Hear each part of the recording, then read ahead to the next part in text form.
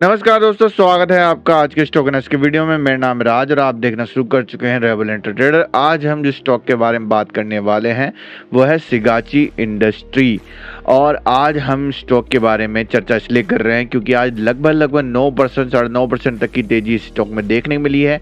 एक बड़ी breaking news भी इस शेयर में है और स्टॉक के बारे में टेक्निकल फंडामेंटल एनालिसिस करके जानने वाले हैं हम लोग कि कहाँ तक ये शेयर की चाल रहने वाली है और हम कहाँ तक शेयर में बने रह सकते हैं। यहाँ से बाय करना है या सेल करना है या यहाँ से हमें यहाँ पोजीशन होल्ड करनी है। सभी तरह के सवालों का जवाब लोगों को इस वीडियो में मिल जाएगा, तो अंत तक बने रहिएगा।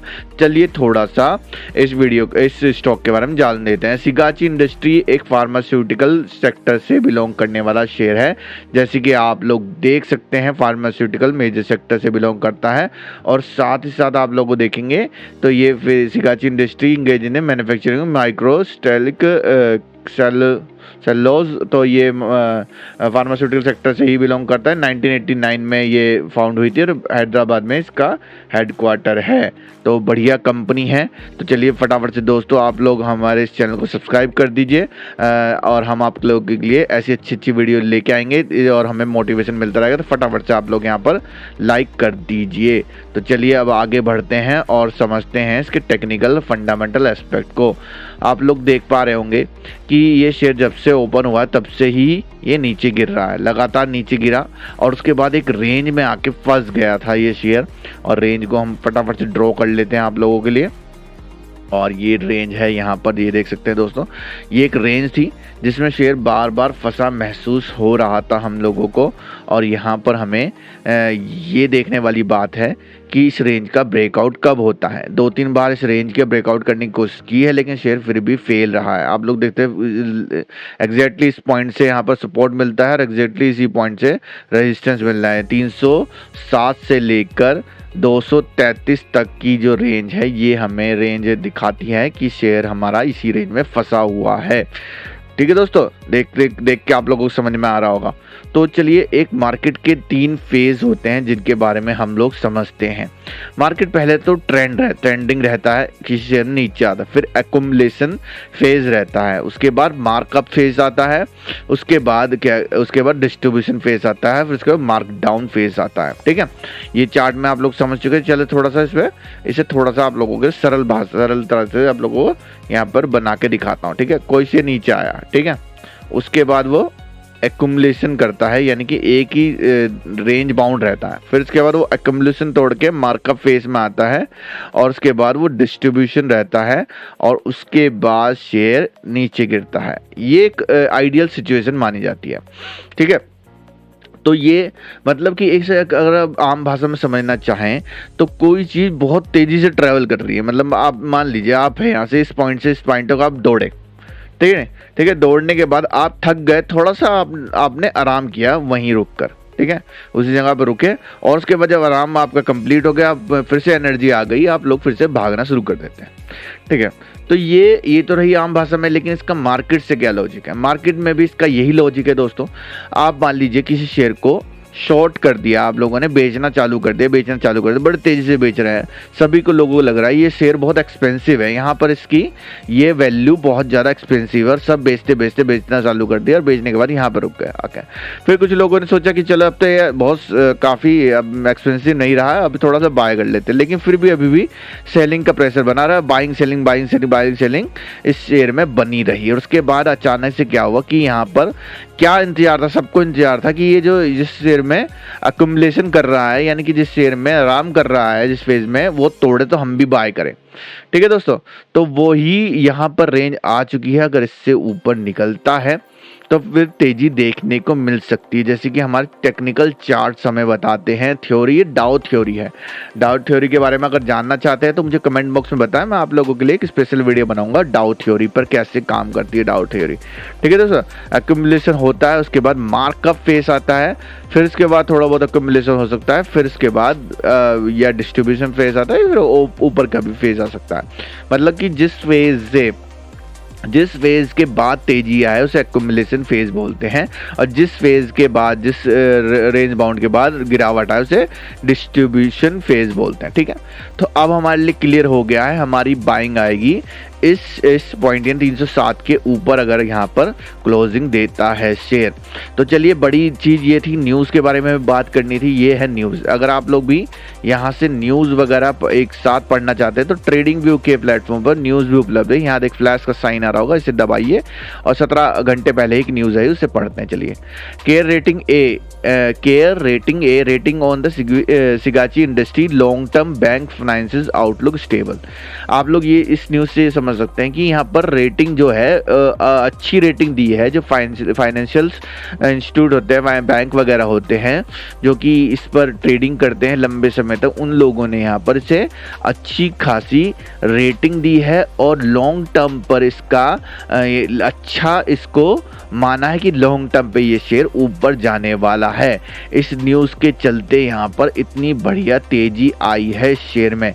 तो न्यूज़ पर्सपेक्टिव जो स्मार्ट पीपल है, जो कि बैंकिंग सेक्टर से रिलेटेड है, जो फाइनेंशियल सेक्टर से रिलेटेड है, वो लोग भी मान रहे हैं यहाँ पर कि हमें इस शेयर में आगे चल के ग्रोथ नज़र आ सकती है। ठीक है दोस्तों, तो आप लोगों को यहाँ से करना क्या है, एक तो दोस्तों प्राइस एक्शन को हमेशा दिमाग में रखिए। देखिए दोस्तों, कोई कुछ भी कहे, आप लोगों को मार्केट प्राइस एक्शन पे ही वर्क करता है। जो शेयर प्राइस एक्शन पे वर्क नहीं करता उसमें तो फिर आप लोगों को घुसना ही नहीं है। ठीक है, साफ सीधी बात है कि आप लोगों को यहाँ से देखना है कि ये शेयर देखिए, अगर इस फॉर्म में चल रहा है कि हाई बना रहा है, अगर ऊपर जा रहा है, लो बना रहा है, अगर नीचे आ रहा है। ठीक है, मतलब कि इस अगर ऊपर जा रहा है कोई शेयर तो प्रीवियस हाई तोड़ता हुआ ऊपर जाना चाहिए, कोई शेयर नीचे आ रहा है तो प्रीवियस लो तोड़ते आना चाहिए। इससे क्या समझ में आता है दोस्तों, अगर आपको यहाँ से एंट्री करने के मतलब देखिए, एक थ्योरी समझ लीजिए पहले तो, कि अगर कोई शेयर ऊपर जा रहा है तो हमें उससे बैट करना है, मतलब उस पर ट्रेड लेनी है और शेयर प्रीवियस लो के नीचे अपना स्टॉप लॉस रख रहा है, क्योंकि अगर प्रीवियस लो नहीं तोड़ेगा तो ऊपर जा रहा है, अगर तोड़ना होगा तो नीचे जाएगा, इसलिए हमारा स्टॉप लॉस हिट हो जाएगा और हम वहां से निकल जाएंगे। ठीक है दोस्तों, और नीचे जाते शेयर में प्रीवियस हाई के ऊपर आप लोगों को स्टॉप लॉस रखना है। ठीक है, ये क्लियर हो गई आप लोगों की बात। ऐसा मैंने क्यों बोला, इसके ऊपर भी मैं आप लोगों को समझा देता हूँ। ठीक है दोस्तों, अगर मैं यहाँ से सोचूं कि यहाँ से मैं एंट्री कर लूँ, यहाँ से अभी फटाफट से यहाँ पे इसे तोड़ते ही, तो मैं स्टॉप लॉस कहाँ बैठेगा, यहाँ बैठेगा 229 पे। कितना बड़ा स्टॉप लॉस बैठेगा ये नोटिस कीजिए। तो दोस्तों, ये इतना बड़ा स्टॉप लॉस मैं यहाँ से 32% का स्टॉप लॉस रख के तो मैं नहीं खेल सकता। मैं चाहता हूँ कि यहाँ से ये आ तो गया है ऊपर, थोड़ा सा नीचे जाए और उसके बाद ऊपर जाए। ठीक है, एन पैटर्न बने, देख सकते हैं ये एन जैसा नजर आ रहा है ना दोस्तों। तो एन पैटर्न के ब्रेकआउट पे यानी ऊपर की सिरे पे टूटते हुए मैं एंट्री करूंगा और प्रीवियस लो के ऊपर मेरा स्टॉप लॉस रहेगा। ठीक है, अभी मैं यहाँ पर रिस्क रिवॉर्ड रेशियो मेंटेन नहीं कर पाऊंगा। अगर मैं यहाँ से एंट्री करता हूँ तो मेरा बहुत बड़ा रिस्क रहता है, जो कि बहुत मेरी क्वांटिटी कम आएगी। उसकी से क्वांटिटी निकालना भी सिखा देता हूँ दोस्तों आप लोगों को। तो मैं ये चाहता हूँ कि यहाँ पर अगर शेयर में कोई एंट्री करना चाहता है तो इंतजार थोड़ा सा ये करे कि थोड़ा सा नीचे आके फिर ऊपर जाए ये शेयर। ठीक है, तो तब हमारे लिए बेनिफिट ज़्यादा रहेगा। ठीक है, तो वो हम अभी इमेजिन कर लेते हैं कि वो हमारा जो स्टॉप लॉस, वो ये छोटा सा जो डिप आएगा वो आएगा यहाँ से 21 रुपये का। ठीक है, 21 रुपये का हम मान रहे हैं अभी कि इतना स्टॉप लॉस मिलेगा, तो हम वहाँ से देखेंगे, एंट्री करने की कोशिश करेंगे। तो ठीक है दोस्तों, अब आप लोगों के पास स्टॉप लॉस है 21 रुपये का। ठीक है, स्टॉप लॉस SL।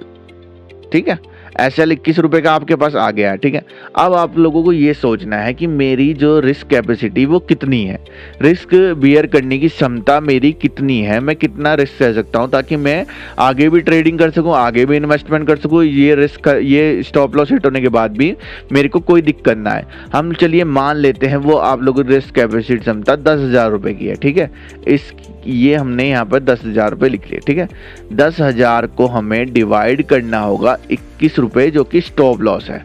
ठीक है, 21 रुपये SL से, अपने SL से डिवाइड करना होगा। तो दोस्तों, हर कंडीशन में आपका SL अलग हो सकता है, हर कंडीशन में आप लोगों का यहाँ पर रिस्क सहने की क्षमता भी अलग हो सकती है।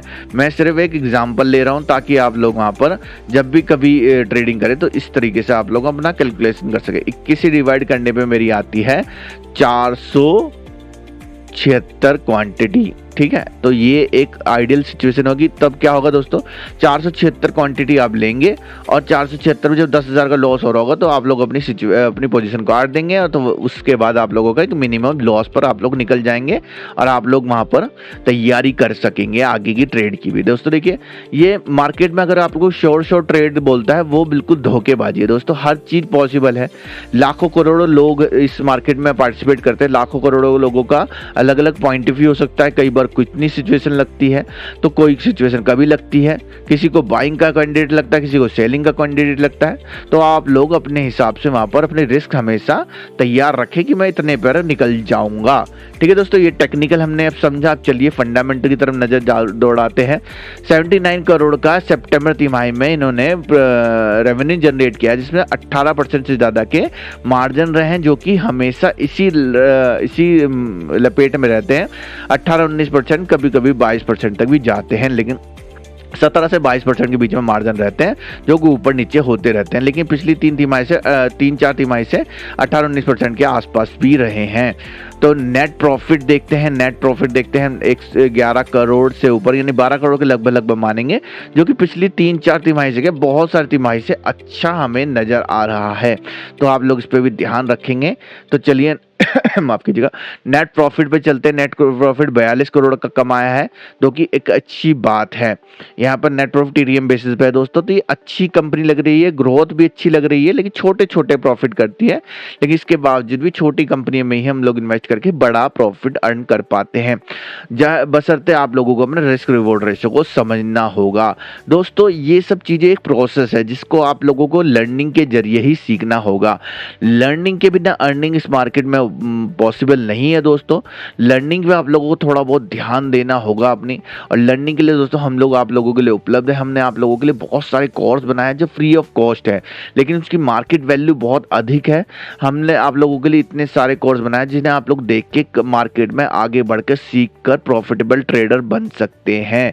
आप लोगों को बस इतना करना है, जाकर उन वीडियो को देखना है और हमारे चैनल को सब्सक्राइब करना है। साथ साथ दोस्तों बेल आइकन भी दबाना है, क्योंकि कोई एंटरटेनमेंट वाली वीडियो तो है नहीं जो आप कल परसों देखेंगे तब भी आप लोगों के बेनिफिट हो जाएगा।